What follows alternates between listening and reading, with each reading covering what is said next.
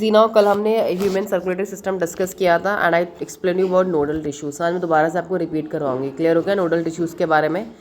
Because we must know कि nodal tissues क्या होते हैं, इनकी लोकेशन क्या, इनका फंक्शन क्या और ये कहाँ कहाँ हार्ट में प्रेजेंट है। So will start with the next para of 199 सी। तो देखिए the entire heart is made up of cardiac muscles. मैं आपको कल भी बताया था कि जो हमारा पूरा हार्ट होता है ये कार्डिक मसल्स का बना होता है। अब the walls of ventricles are much thicker than the atrium. तो जो वेंट्रिकल्स की वॉल होती हैं वो आर्ट्रियम के कंपेयर ज़्यादा थिकर होती हैं। A specialised cardiac musculature called nodal tissues is present distributed in the heart. तो एक स्पेशलाइज्ड हमारा कार्डिक मस्कुलेचर है जो कि हमारा नोडल टिश्यू कहते हैं जिसे, और जो कि हमारे पूरे हार्ट में डिस्ट्रीब्यूटेड है। A patch of this tissue is present in the right upper corner of the right atrium called SAN, sinoatrial node. मैंने आपको बताया था कि नोडल टिश्यूज़ क्या होते हैं। These are the specialised tissues of cardiac muscles fibre that initiate और regulate the heart beat. ये हार्ट बीट को स्टार्ट करवाते हैं और रेगुलेट करते हैं। ये वो टिश्यूज़ जो आपके दिल को, हार्ट बीट को बीट करवा रहे हैं, ये समझ लीजिए आप। तो ये बहुत ही स्पेशल टिश्यूज़ हो गए। क्लियर हो गया? ये हमारे इनकी लोकेशन की बात करें तो सबसे पहले तो ये हमारे दो कंपोनेंट से बने होते हैं। नोडल टिश्यूज़ दो टाइप के होते हैं, SAN और AV। ओके, SAN या AVN, SAN stands for sino atrial node, दूसरा होता है हमारा आर्ट्रियो वेंट्रिकल नोड। पहले हम पढ़ते हैं SAN के बारे में। A patch of this tissues present in the right upper corner of the right atrium. अगर आप राइट आर्ट्रियम को देखेंगे तो राइट आर्ट्रियम के अपर राइट कॉर्नर में, एक बार आप डायग्राम में फोकस करिए, साइनो आर्ट्रियल नोड देखिए क्या है। ये बहुत इंपॉर्टेंट है आपके लिए। देखो येलो वाला पैच जो आपको दिख रहा है ये नोडल टिश्यू है, राइट आर्ट्रियम में अपर राइट कॉर्नर में है। साफ दिख रहा है, कॉर्नर है बिल्कुल कोने पे, जहाँ से आपकी स्टार्टिंग हो रही है ब्लड की एंटरिंग की, वहीं पे ये लोकेटेड है। ओके, इसको सही से लोकेट कर लीजिए बुक में देखकर। अब देखिए ये जो हमारा SAN है ये क्या करता है, it generate the electrical impulses. ये इलेक्ट्रिकल इम्पल्सेस को जनरेट करता है जो कि पूरी आर्ट्रियल की वॉल्स में फैलती हैं। इम्पल्सेस मतलब करंट पूरा आर्ट्रियल की वॉल्स में फैलती हैं, जिसकी वजह से हमारा आर्ट्रिया कॉन्ट्रैक्ट होता है।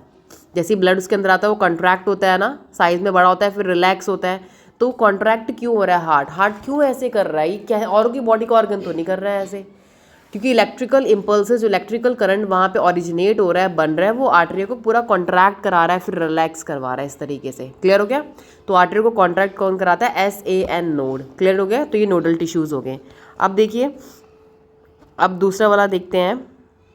Another mass of tissue is seen in the lower left corner of the right atrium. जो दूसरा है वो है लोअर लेफ्ट कॉर्नर में राइट आर्ट्रियम के, which is very closer to the atrioventricular septum. जो वहाँ पे पार्टीशन वॉल है उसके बिल्कुल पास में है, लोअर लेफ्ट कॉर्नर में, इसे बोलते हैं AVN, आर्ट्रियो वेंट्रिकुलर नोड। ये आप डायग्राम में देख सकते हो, it is lower left corner. ठीक है, यहाँ पे लिखा भी हुआ है आर्ट्रियो वेंट्रिकुलर नोड। क्लियर हो गया? ये नोडल टिश्यू यहाँ पे है। यही नोडल टिश्यू है जो दोनों साइड लेफ्ट और राइट ब्रांचेस में जाके डिवाइड करेगा, दोनों साइड हार्ट में फैलेगा, ये वाला, ना कि साइनो। साइनो देखो अपने में फिक्स्ड है, साइनो कहीं जाके डिवाइड नहीं हो रहा है। बट AVN देखो, हम नीचे से पूरी लाइन निकली उसकी और दोनों हार्ट के साइड्स में चली गई। यहाँ बच्चे बहुत कंफ्यूज रहते हैं कि SAN और AVN कहाँ प्रेजेंट है, तो आपको ये ध्यान देना है। अब देखिए, A bundle of nodal fibers, arterioventricular bundle, AV bundle continues from, यहाँ से देखना है आपको, continues from AVN which passes through the arterioventricular septum to emerge on the top of the interventricular septum and immediately divides into right and left bundle. अभी आपने देखा कि right और लेफ्ट बंडल्स में डिवाइड हो गए। अब देखिए, these branches give rise to minute fibre. ये ब्रांचेस क्या कर रहे हैं? माइन्यूट, बहुत पतले पतले रेशों को राइज दे रहे हैं throughout the ventricular musculature of the respective sides, और इन्हीं को बोल दिया जाता है पुरकिंजे फाइबर्स। ओके, इन्हीं से पुरकिंजे फाइबर्स बनते हैं हमारे। The nodal musculature has ability to generate action potential. तो ये जो नोडल मस्कुलेचर है हमारा, ये क्या कर सकता है? It can generate action potential without any external stimuli. इसे बाहर से कोई भी स्टिमुलाई की ज़रूरत नहीं होती है, क्योंकि ये ऑटो एक्साइटेबल, खुद ही एक्साइट होने वाले टिश्यूज़ होते हैं, auto excitable. However, the number of action potentials that could be generated in a minute, in a minute vary at different parts of the nodal system. तो हमारे कितने एक्शन पोटेंशियल जनरेट होंगे 1 minute में, वो depend करता है अलग अलग पार्ट्स में नोडल सिस्टम के। नोडल सिस्टम पूरा हार्ट में फैला है, तो अलग अलग पार्ट्स में अलग अलग एक्शन पोटेंशियल जनरेट होंगे। जैसे कि देखिए 70 से 75 पर मिनट होते हैं। It is responsible for initiating and maintaining the rhythmic contractile activity of the heart. आपके हार्ट की जो कॉन्ट्रैक्टाइल एक्टिविटी होती है वो करीब हमारी 70 से 75 टाइम होती है पर मिनट में। क्लियर हो गया। इसीलिए SAN कम से कम हमारा 1 मिनट में 75 टाइम तक ऐसे हार्ट को करता है, 75 टाइम तक। इसलिए हार्ट हमारा 75 टाइम तक अप्रॉक्सीमेटली बीट करता है, और इसी वजह से SAN को बोलते हैं pacemaker. That is why it is known as pacemaker. And our heart normally beats about 70 to 75 time in a minute, और एवरेज जो निकल के आता है वो 72 टाइम्स पर मिनट आता है। देखिए पेसमेकर का काम क्या होता है। पेसमेकर हमारे हार्ट में एक समझ लीजिए बैटरी की तरह काम कर रहा है, एक बैटरी की तरह काम कर रहा है, जो कि हमारे हार्ट को क्या करवा रहा है, रेगुलेट करा रहा है, उसकी रिदम को रेगुलेट करा रहा है, हार्ट की रिदम को, बाय सेंडिंग इलेक्ट्रिकल इम्पल्सेस। समझ में आया। अलग इलेक्ट्रिकल सिग्नल्स इम्पल्सेस नहीं आएंगे तो हार्ट कैसे हमारा कॉन्ट्रैक्ट, हार्ट बीट मतलब क्या, कॉन्ट्रैक्ट रिलैक्स कर रहा है। क्लियर हो रहा है। तो वो कैसे होगा, अगर इसलिए जिनका SAN नोड ख़राब हो जाता है या कुछ लोगों में प्रॉब्लम आ जाती है, तो वहाँ पे वो आर्टिफिशियल पेसमेकर डालते हैं हार्ट सर्जरी करके, आर्टिफिशियल पेसमेकर। तो वो एक बैटरी की तरह उनके हार्ट में लगाया जाता है, जो कि सेम उसकी तरीके से काम करे जो कि ओरिजिनल उनका नोडल टिश्यू था। ठीक है। तो SAN जो होता है, it acts like a pacemaker. अब देखिए पेस मेकर्स जो होते हैं, डॉक्टर्स उनको पेस मेकर्स को अलग अलग हार्ट की डिजीज़ को ट्रीट करने के लिए भी यूज़ करते हैं। कुछ लोगों के हार्ट में पेस मेकर को इंसर्ट किया जाता है, कार्डिक अरेस्ट हो जाता है जिन लोगों का, या फिर जिनका हार्ट फेलियर हो जाता है, या फिर जिनकी हार्ट बीट इरेगुलर हो जाती है, रेगुलर नहीं होती है। प्रॉब्लम होगी हार्ट बीट इरेगुलर, तो मतलब पूरी बॉडी में ही अजीब सा लगेगा उस पर्सन को, या तो बहुत तेज़ हो जाती है। क्लियर हो गया। तो वहाँ पे भी उन पेशेंट्स की सर्जरी करके, ऊपर हार्ट सर्जरी करके, तो वहाँ वो पेस मेकर्स वगैरह इंसर्ट करते हैं, ऐसी चीज़ें। ओके। तो आपको पता होना चाहिए कि नोडल टिश्यूज़ क्या हैं और उनकी कंपोनेंट्स क्या हैं और हार्ट में कहाँ कहाँ प्रेजेंट है। ओके। तो ये टॉपिक आपका कंप्लीट हो गया है। Okay, now see the next topic, cardiac cycle. Cardiac cycle में आ जाइए अब 15.3.2 में। Let's see what is cardiac cycle now. How does the heart functions, let us take a look. Heart कैसे फंक्शन करता है इसका एक लुक लेते हैं। देखिए अब, to begin with, all the 4 chambers of heart are in a relax state. हम सपोज मान लेते हैं कि हार्ट के चारों चैम्बर रिलैक्स्ड स्टेट, मतलब कॉन्ट्रैक्ट नहीं, उनमें ब्लड अभी अंदर नहीं आया है, रिलैक्स्ड हैं बिल्कुल। ठीक है। That is they are in joint diastole. अब बात आती है कि डायस्टॉल क्या है। सिस्टॉल एंड डायस्टॉल पहले समझ लो, ताकि ये टॉपिक में बार बार जब रेपिटेशन हो तो आपको कन्फ्यूजन ना हो।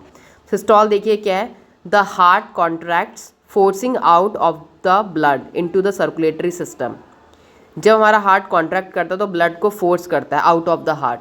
तो कॉन्ट्रैक्टिंग फेज आपको पता होना चाहिए। हार्ट कॉन्ट्रैक्ट कब करेगा, जब हार्ट ब्लड को पंप करेगा आउट, ऐसे फेंकेगा, हार्ट कॉन्ट्रैक्ट होगा।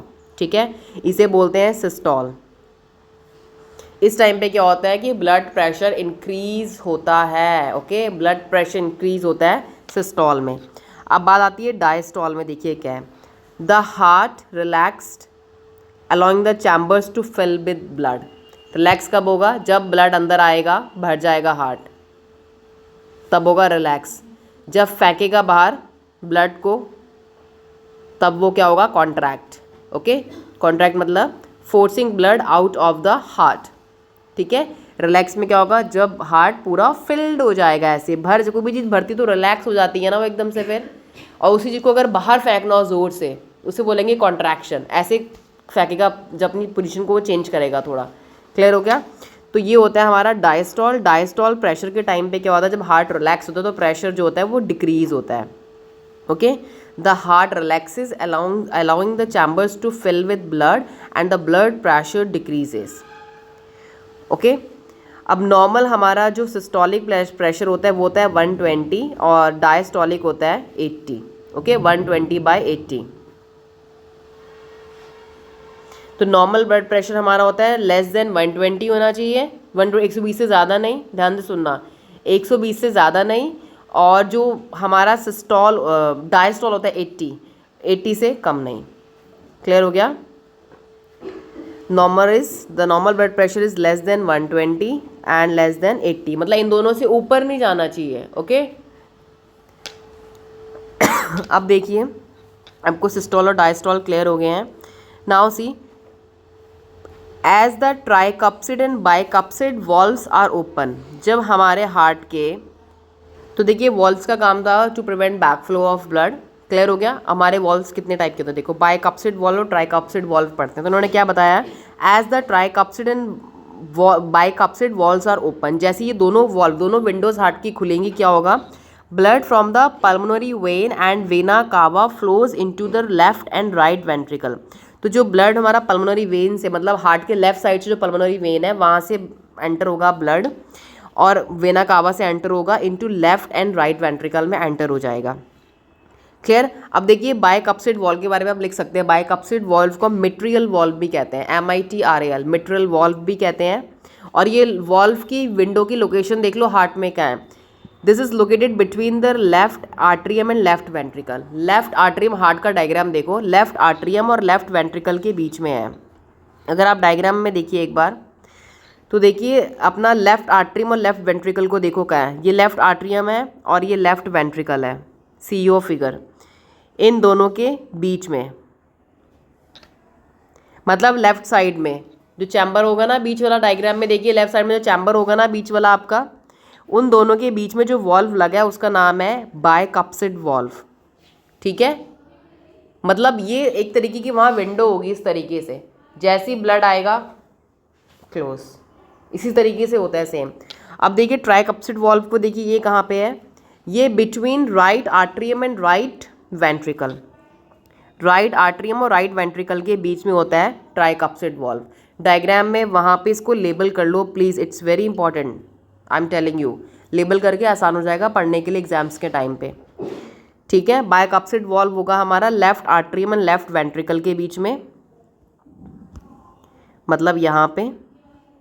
ठीक है, यहाँ समझ लीजिए। और जो ट्राइकप्सिड वॉल्व है वो हमारा होगा राइट आर्ट्रियम और राइट वेंट्रिकल के, हार्ट के चैम्बर्स तो आपको फिगर में आराम से नजर आ रहे हैं सभी बच्चों को। ठीक है, उन दोनों के बीच में वॉल्व्स बना दो। तो ये बाइकप्सिड और ट्राइकप्सिड वॉल्व्स क्या करते हैं, they allow heart valves that allow blood to flow between the artery and ventricle, इसकी वजह से आर्ट्रिया और वेंट्रिकल्स के बीच में ब्लड फ्लो होता है। Okay,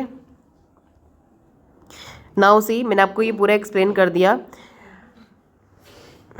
now come to the semi lunar valve. Semi lunar valves are closed at this stage. इस time पे क्या होगा कि हमारे सेमी ल्यूनर वॉल्व्स जब ये ओपन होगा तो सेमी ल्यूनर वॉल्व्स हमारे क्लोज्ड होंगे। अब देखिए अब बात आती है SAN की, SAN nodal tissues. SAN now generates an action potential which stimulates both the atria to undergo a simultaneous contraction. अब यहाँ पर क्या होता है कि जो SAN नोड है ये एक्शन पोटेंशियल को जनरेट करते हैं, जिसकी वजह से हमारा आर्ट्रिया जो होता है कॉन्ट्रैक्ट करता है, ब्लड रश होता है बाहर की तरफ को। क्लियर हो गया। द आर्ट्रियल, जिसे बोलते हैं आर्ट्रियल सिस्टॉल। ओके, सिस्टॉल हो गया यहाँ पे। अब देखिए this increases the blood, the flow of blood into the ventricles by about 30%।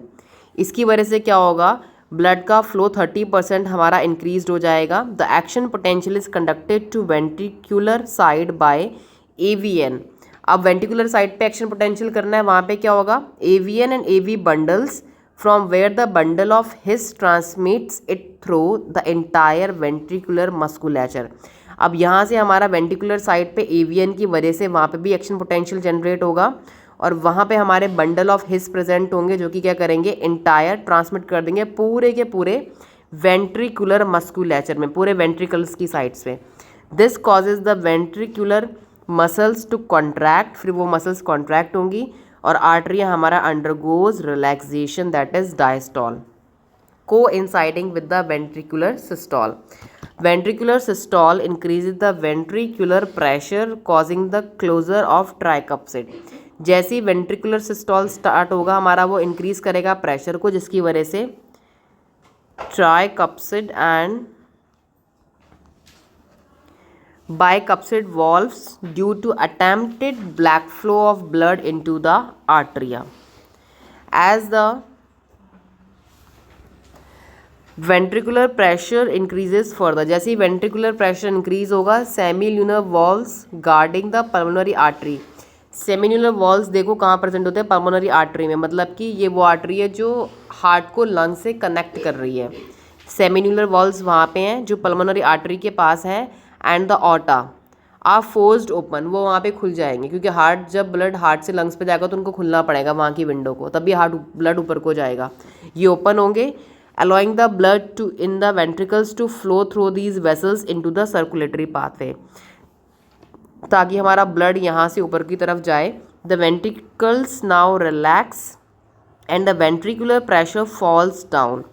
अब हमारा वेंट्रिकल्स यहाँ रिलैक्स हो जाएंगे, प्रेशर फॉल्स हो जाएगा, causing closure of semilunar valves, क्योंकि ब्लड ऊपर जा चुका है। अब वो हमारा ब्लड ऊपर जो जा रहा है पल्मोनरी आर्टरी से, तो उसको बंद होना पड़ेगा विंडो को, वरना खून फिर से नीचे को आ जाएगा, क्योंकि अभी वो हार्ट से ऊपर को जा रहा है लंग्स में।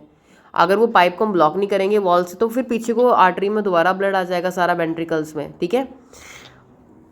अब देखिए which prevent the back flow of blood को प्रिवेंट करेंगे। As the ventricular pressure declines further, जैसे हमारा वेंट्रिकुलर का प्रेशर डिक्लाइन होगा, द ट्राइकप्स, जैसी प्रेशर वेंट्रिकल में कम होगा, क्या होगा, tricuspid and bicuspid valves are pushed open by the pressure.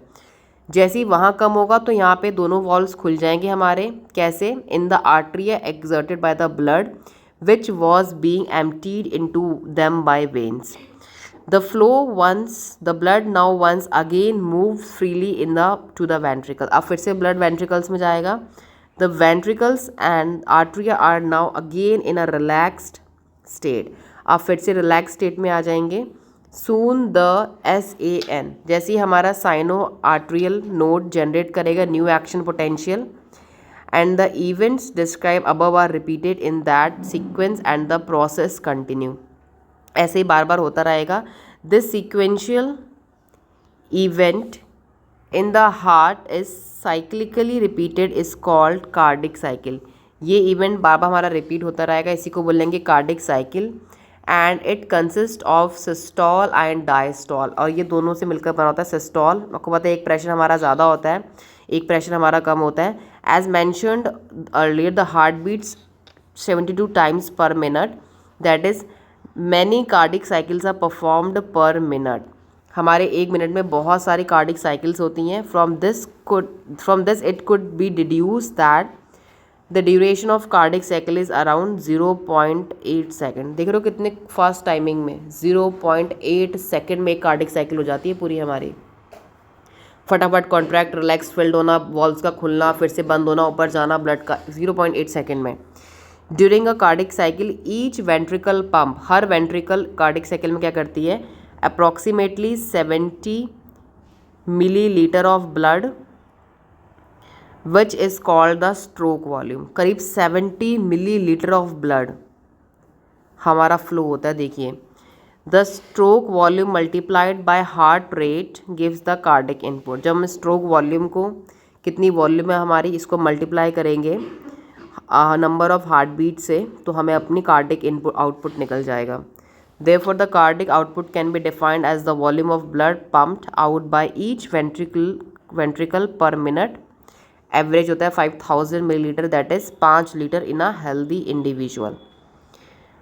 The body has the ability to alter the stroke volume as well as the heart rate and thereby the cardiac output. तो हमारा जो 5 litre ये fixed है ना, हम इस volume को interfere कर सकते हैं इसके साथ, इसको कम या ज़्यादा कर सकते हैं अपने हिसाब से, ठीक है। कार्डिक आउटपुट को चेंज कर सकते हैं। For example the cardiac output of an athlete की बात करेंगे। देखो दौड़ने वाला इंसान है कोई भी, तो जितना दौड़ोगे उतना ज़्यादा ब्लड आपका फटाफट पंप, उतना आपका हार्ट ज़्यादा बीट, उतना ब्लड पंप, उतना आपका ब्लड फ्लो करेगा, ठीक है। तो उसका मच हाइयर आएगा कार्डिक इनपुट एक एथलीट का। और आप वो ये एक लेज़ी इंसान को उठा लो, जो इंसान पूरे दिन घर में बैठा रहता है, कोई काम नहीं करता, कोई फिजिकल वर्क नहीं है, उसका कार्डिक आउटपुट बहुत ही कम आएगा, ठीक है। तो यहाँ पे आप इसको इंटरफेयर कर सकते हैं, ये चेंज हो सकता है हमारा। लास्ट पैरा देखिए, during each cardiac cycle 2 prominent sounds are produced. हर कार्डिक साइकिल में 2 साउंड प्रोड्यूस्ड होते हैं, which can be easily heard through a stethoscope. Doctor ने, आपने देखा हमेशा कान में एक स्टेथोस्कोप डाला होता है गले में, okay. The first heart sound सुन लो, क्या है, lub, clear, LUB lub, which associated with the closure of tricuspid. Doctor जब लगाता है ना आपकी चेस्ट में स्टेथोस्कोप, और वो हियर करता है, पीछे से भी लगाते हैं कभी कभी, तो वो ही साउंड को सुनते हैं, लब। लब साउंड का मतलब है ट्राइकप्सिड वॉल्व क्लोज हो रहा है। ध्यान से सुनना, जब वो वॉल्व विंडो, अभी हम खिड़की बंद करेंगे आवाज़ आएगी घर पे, आती है ना आवाज़, तो देखिए वही हार्ट की भी विंडोज़ हैं। जैसे ही इन्होंने क्या करा, क्लोजर करा ट्राइकप्सिड और बाइकप्सिड वॉल्व को, LUB लब आवाज़ आई। सेकंड हार्ट का साउंड होता है डब, DUB। इसका मतलब होता है closure of semi lunar valve, जो हमारे ऊपर थे। क्लियर हो गया? तो देखिए लब और डब ये दो साउंड्स हमारे प्रोमिनेंट साउंड्स हैं हार्ट के। These sounds are of clinical diagnostic significance. Doctor इससे बता लेगा आपकी हार्ट की रिदम क्या है। लब और डब आ रहा है मतलब कि वॉल्व्स क्लोज हो रहे हैं, खुल रहे हैं, क्लोज हो रहे हैं, खुल रहे हैं, मतलब सर्कुलेशन चल रहा है। अगर वॉल्व्स में प्रॉब्लम आ गई तो ब्लड जा ही नहीं पाएगा, प्रॉपर साउंड, अगर प्रॉपरली नहीं खुल रहे हैं प्रॉपर साउंड नहीं आएगा। तो समझ जाएगा doctor will recommend you go for a ECG, go for a echo, पूरे हार्ट की एक्टिविटीज़ को मॉनिटर करते हैं, एक्शन पोटेंशियल को, हर चीज़ को। ठीक है, अब देखिए, अब बात आ रही थी यहाँ पे एक वर्ड आ रहा है बार बार, एक्शन पोटेंशियल। तो देखिए कार्डिक एक्शन पोटेंशियल होता क्या है, इसके बारे में आप लिख भी सकते हैं। It is a change in the voltage of the heart cell membrane. It is change in the voltage of the heart's cell membrane that is responsible for heart's contraction and relaxation, जो कि heart की contraction और relaxation के लिए responsible है। तो देखिए हमारे हार्ट की में भी एक वोल्टेज होती है, उसमें अगर चेंज आता है, हमारा जो भी चेंज आता है जिसकी वजह से हमारा हार्ट कॉन्ट्रैक्ट और रिलैक्स कर रहा है, ओके, तो that is known as action potential.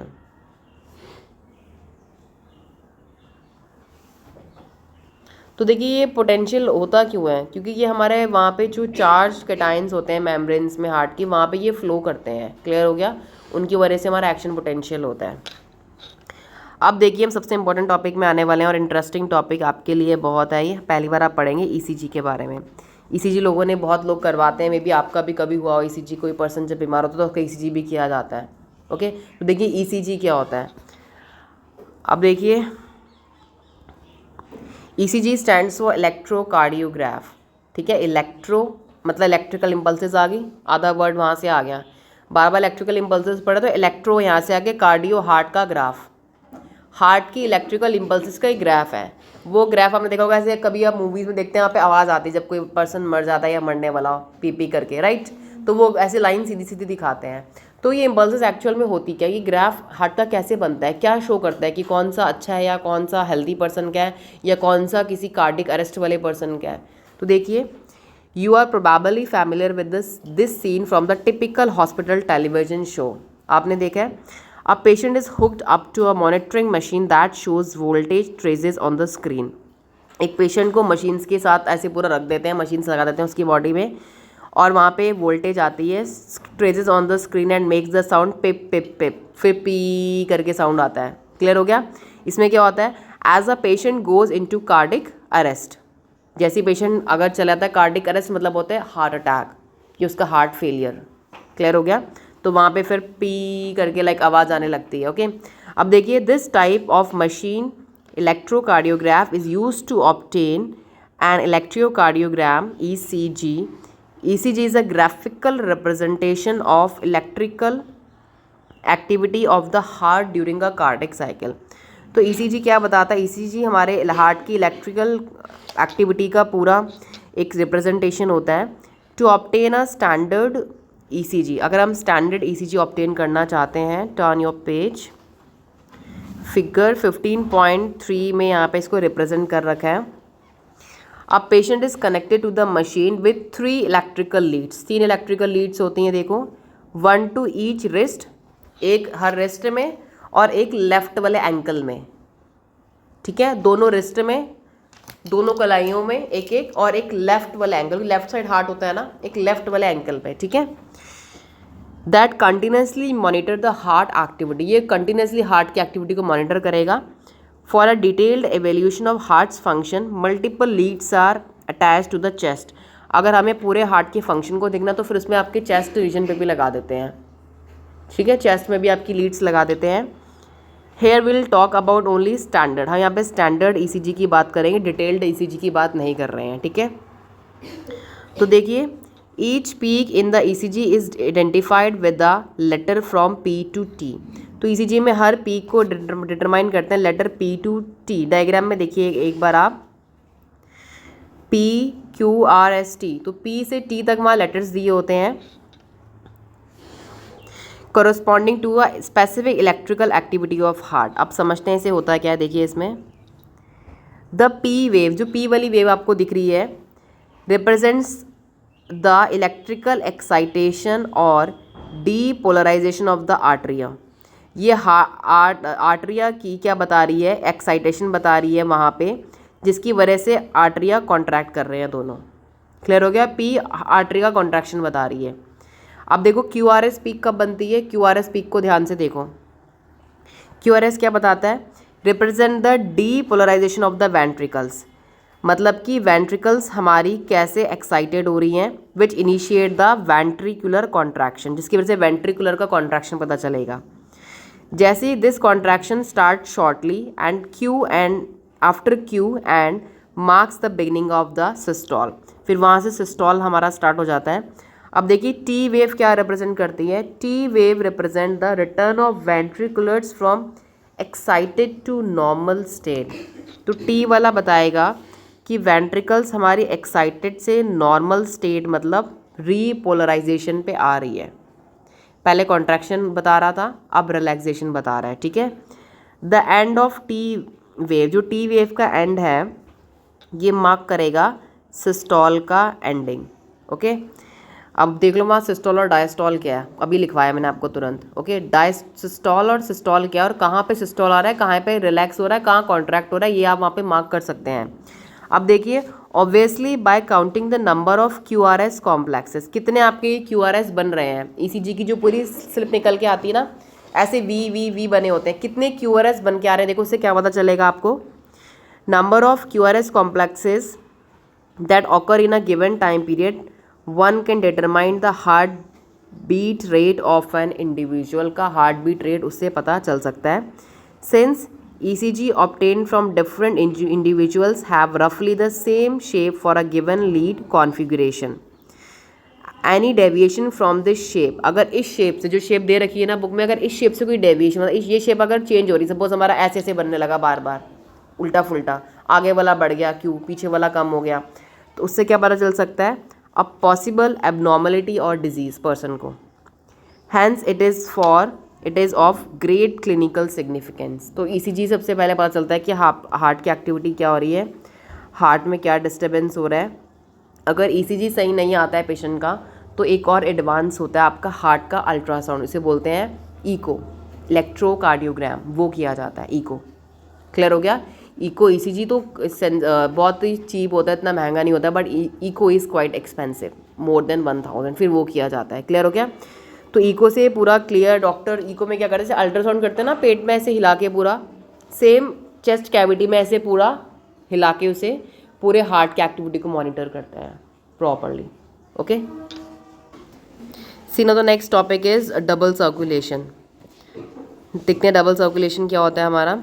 The blood flow strictly by a fixed route through blood vessels. तो हमारे बॉडी में ब्लड का जो फ्लो होता है वो बहुत ही स्ट्रिक्टली होता है, उसका जो रास्ता रूट है, जैसे होता है ना बस का रूट है कि आज हमें यहाँ जाना, तो हमारा ये रूट फिक्स्ड है, तो ऐसे ही हमारा जो ब्लड का रूट है वो ब्लड वेसल्स होती है, उनसे वो फ्लो करता है। द आर्टरीज एंड वेन्स, जिनका नाम है आर्टरीज और वेन्स, और आर्टरीज और वेन के बीच में ब्लड कैपिलरीज होती हैं जहाँ पे एक्सचेंज का काम होता है।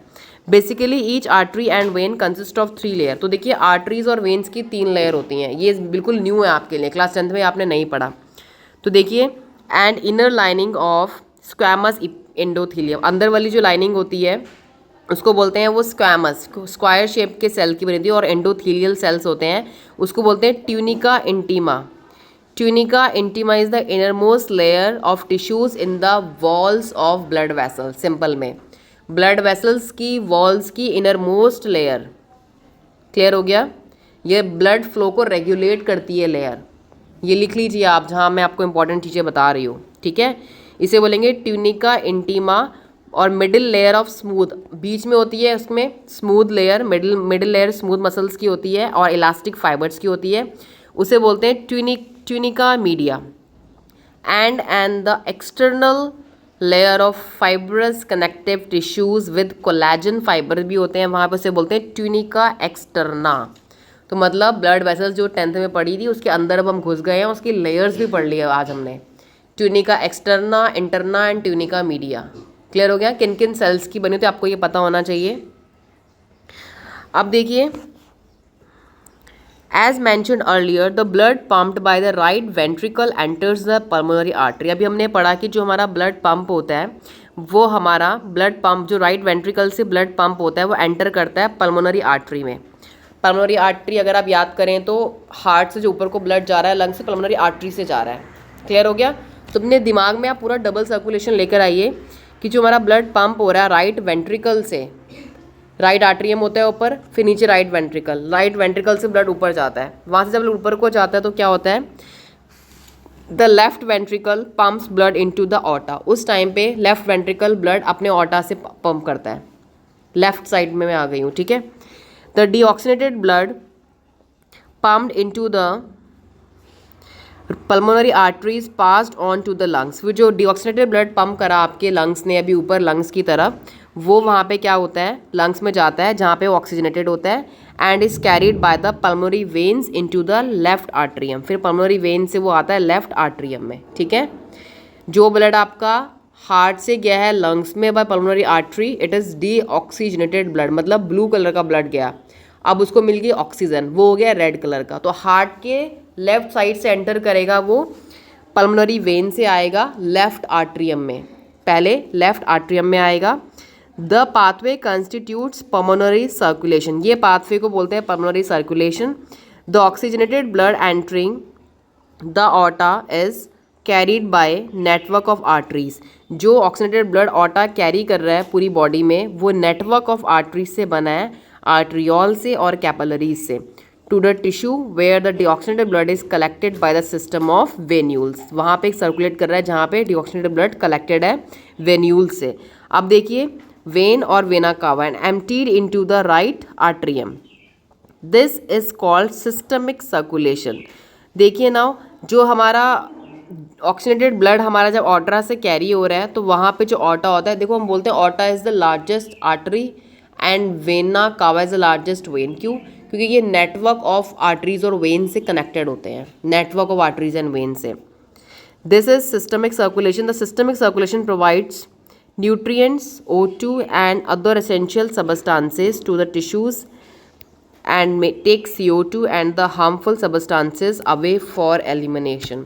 तो सिस्टमिक सर्कुलेशन में क्या होता है कि ये हमारी बॉडी में न्यूट्रिएंट्स, O2 और एसेंशियल सबस्टांसेस को देते हैं और वहाँ से CO2 ले लेते हैं और हार्मफुल सबस्टांसेस, ठीक है। A unique vascular connection exist between the digestive tract and liver. एक बहुत ही यूनिक वेस्कुलर कनेक्शन आता है हमारे डाइजेस्टिव ट्रैक्ट में और लिवर में, जिसको हम बोलते हैं हेपेटिक पोर्टल सिस्टम। ये देखिए बहुत इंपॉर्टेंट है, hepatic word is use for liver. The hepatic portal vein क्या करती है, देखिए, carries blood from intestine to the liver. ये कनेक्शन है डाइजेशन और उसमें सर्कुलेशन में। देखो यहाँ पे क्या हो रहा है कि जो हेपेटिक पोर्टल वेन है वो कैरी कर रही है ब्लड को इंटेस्टाइन से लिवर तक, before it is delivered to the systemic circulation, वहाँ देने से पहले। Clear? Hepatic portal vein intestine से ब्लड लेके जा रही है liver and then to the systemic circulation. A special coronary system of blood vessel is present in the body exclusively for the circulation of blood to and from the cardiac musculature. एक special coronary system होता है blood vessels का जो कि हमारी body में present होता है, जिससे हमारा ब्लड का सर्कुलेशन होता है टू एंड फ्रॉम, मतलब हार्ट तक जाना और हार्ट से वापस आना। क्योंकि हार्ट में अगर हम ब्लड को पहुंचा रहे हैं तो वहाँ से वापस भी तो लाना है, क्योंकि पहुंचा रहे हैं उसको ऑक्सीजन लेने के लिए, ऑक्सीजन लेने के बाद वहाँ से लौटना भी है ताकि पूरी बॉडी के सेल्स में ऑक्सीजन जा सके। ओके, अब आप एक डायग्राम देखेंगे, schematic plan of blood circulation in humans. देखिए बीच में आपका हार्ट है, एक साइड पूरी अपने उन्होंने आपकी नीली कर रखी है पर्पल कलर की, एक साइड पूरी रेड कर रखी है। R A is right atrium, R B is right ventricle, left atrium और लेफ्ट वेंट्रिकल। ओके, अब देखो नीचे आपका बॉडी पार्ट्स हैं, यहाँ से आपका ब्लड देखो हार्ट के राइट साइड में जा रहा है, ध्यान से देखना, जा रहा है, नंबरिंग कर लीजिए। body part is 1, then the blood is going to right atrium, then right ventricle, then pulmonary artery, numbering करते जाइए, then lungs, आई थिंक 5 हो गया होगा, then lung से आएगा left atrium, left ventricle, then वहाँ पे लिखे ऑर्टा, ऑर्टा पे नंबर डालिए नेक्स्ट, ऑर्टा से आपकी पूरी बॉडी पार्ट्स में आ जाएगा। ठीक है, यही पूरा मैकेनिज्म है आपका ब्लड सर्कुलेशन का। ठीक है, ब्लड कैसे एक साइड से गया, कैसे ऊपर लंग्स तक गया, कैसे लंग्स से ऑक्सीजन लेकर के वो दोबारा से नीचे लौटा है। Okay, this is a way and this is known as double circulation in human being. इस तरीके से हमारा बॉडी में भी ब्लड फ्लो करता है। ओके, अब आप आर्टरीज़ में ना यहाँ पे देखो, एक साइड पे आर्टरी, एक साइड पे वेन है। इनकी इन्होंने लेयर्स को शो कर रखा है 3, स्मूथ मसल की लेयर को भी शो कर रखा है। ओके, और आर्टरीज़ की आप स्पेस देखिए कितनी है और लेयर्स देखिए कितनी है। ओके, अब नेक्स्ट आ जाइए 15.5 में। अब बढ़ेंगे हम regulation of cardiac activity, heart की एक्टिविटी कैसे रेगुलेट होती है। तो देखिए, normal activities of heart are regulated intrinsically. जो हार्ट की नॉर्मल एक्टिविटीज़ होती हैं वो हार्ट के इंट्रिंसिक फैक्टर्स अंदर से रेगुलेट होती है, that is auto regulated by special muscles called nodal tissues. तो हार्ट की अंदर की एक्टिविटी नोडल टिश्यू रेगुलेट करता है, जैसे AVN और SAN। ठीक है, hence the heart is called myogenic, इसलिए हार्ट को बोलते हैं मायोजेनिक, क्योंकि उसकी अंदर की एक्टिविटीज़ नोडल टिश्यूज़, उसके अंदर के टिश्यू ही कंट्रोल, ब्रेन नहीं कर रहा, अंदर के टिश्यूज़ ही कंट्रोल कर रहे हैं। हमारी पूरी बॉडी का फंक्शन, लिवर का, स्टमक का, सब हमारा ब्रेन इधर से हार्मोन भेज रहा है, वो कर रहा है, बट हमारा हार्ट क्या है, myogenic. A special neural centre, अब देखिए बात करते हैं न्यूरल सेंटर की, इसका नाम है मेड्यूला ऑब्लंगाटा, पहले भी पढ़ा था हमने। Can moderate the cardiac function, ये कार्डिक फंक्शंस को मॉडरेट कर सकता है, चेंज कर सकता है। Okay, and through autonomic nervous system, किससे कर सकता है, ANS से, autonomic nervous system. Nervous system 2 type का होता है, पैरासिम्पैथेटिक और autonomic nervous system. Neural signals through the sympathetic nerves can increase the rate of heart beat, जो हमारे सिग्नल्स आ रहे हैं ANS से, वो हार्ट बीट को बढ़ा सकते हैं। The strength of ventricular contraction and thereby the cardiac input base से हमारा बढ़ सकता है। ऑन द अदर हैंड जो पैरासिम्पैथेटिक न्यूरल सिग्नल्स आ रहे हैं, PNS लिख सकते हैं ब्रैकेट में, PNS decrease the rate of heart beat को ये डिक्रीज कर सकते हैं, स्पीड ऑफ कंडक्शन को, एक्शन पोटेंशियल को, and thereby cardiac input को भी ये चेंज कर सकते हैं। तो देखिए, हमारा मेन जो फंक्शन रोल प्ले कर रहा है वो कर रहा है मेडुला ऑब्लंगाटा। ठीक है, न्यूरल सेंटर है ये हमारा। उसके बाद देखो adrenal medullary hormones. Adrenal medullary hormones मतलब I am talking about the hormones which are release from kidneys. Adrenal gland kidney के ऊपर होती हैं, कप शेप्ड ग्लैंड। ये दोनों ग्लैंड्स भी अपने हार्मोन से कार्डिक इनपुट को बढ़ा सकती हैं, क्योंकि आपको पता है कि आपने पढ़ा था क्लास 10 में, adrenal glands are known as emergency glands. During emergency situation and a dog is running behind you and you are running fast, circulation बढ़ेगा, ब्रीथिंग बढ़ेगा, सब कुछ बढ़ेगा, तो ये भी वहाँ इंटरफेयर करती है।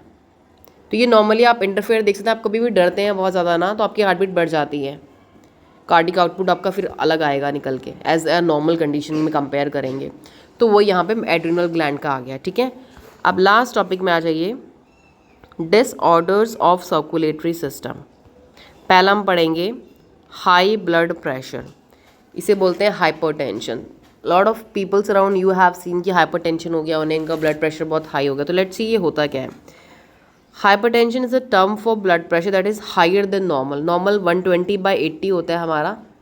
ठीक है, in this measurement 120 mmHg that is millimeters of mercury pressure, mmHg को बोलते हैं millimeters of mercury pressure, is the systolic और pumping pressure, and 80 mmHg is the diastolic और रेस्टिंग प्रेशर कहते हैं इसे। ठीक है, जब हार्ट रिलैक्स स्टेट में आता है 80 होता है, कॉन्ट्रैक्ट में होता है 120।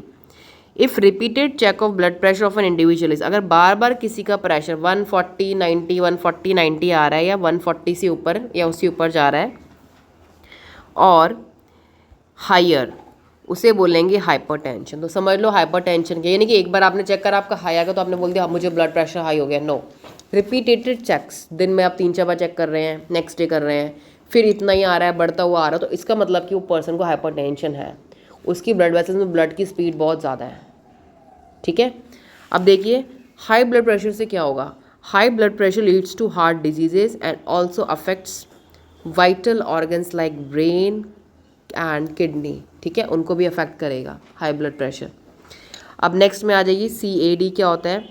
CAD stands for coronary artery disease. तो देखिए इसमें क्या होता है, coronary artery disease often referred to as atherosclerosis affects the vessel that supply blood to the heart muscle.